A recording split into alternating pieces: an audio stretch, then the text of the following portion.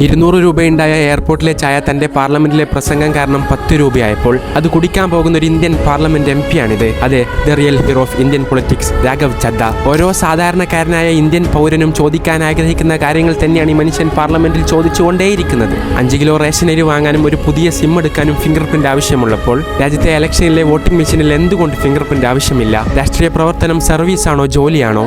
Service ആണെങ്കിൽ പിന്നെ എന്തിന് ശമ്പളവും പെൻഷനും? ജോലിയാണെങ്കിൽ എന്തുകൊണ്ട് മറ്റു ജോലികൾക്ക് ആവശ്യമുള്ള വിദ്യാഭ്യാസ യോഗ്യത ഇതിന് ആവശ്യം വരുന്നില്ല? ഓരോ MP-മാർക്കും പ്രതിമാസം മൊബൈൽ അലവൻസായി നൽകുന്നത് 9,000 രൂപ. 350 രൂപയ്ക്ക് അൺലിമിറ്റഡ് കോളും ഡാറ്റയും ലഭ്യമാകുമ്പോൾ എന്തിന് ഇത്രയും അധികം തുക MP-മാർക്ക് നൽകണം? ഒരു പീഡകനും പീഡിപ്പിക്കുമ്പോൾ ആ പാവം പെൺകുട്ടിയുടെ പ്രായം ഓർക്കുന്നില്ല.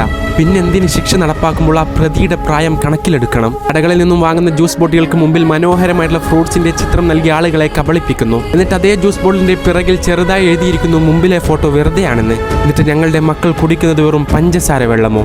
30-31 ദിവസമുള്ള ഓരോ മാസവും ടെലികോം കമ്പനികൾ മന്ത്ലി പ്ലാനായി നൽകുന്നത് വെറും 28 ദിവസം മാത്രം. ഇത് കാരണം ഓരോ മനുഷ്യനും റീചാർജ് ചെയ്യേണ്ടി വരുന്നത് 13 മാസം. ഇതൊക്കെ എന്തുകൊണ്ട്? നമുക്കും വേണ്ടത് ഇത്തരത്തിൽ സാധാരണക്കാരുടെ ചെറിയ ചെറിയ പ്രശ്നങ്ങൾ ഉന്നയിക്കുന്ന നേതാക്കളെയല്ലേ? ജനങ്ങൾക്ക് വേണ്ടിയിട്ടുള്ള ജനപ്രതിനിധികളെയല്ലേ?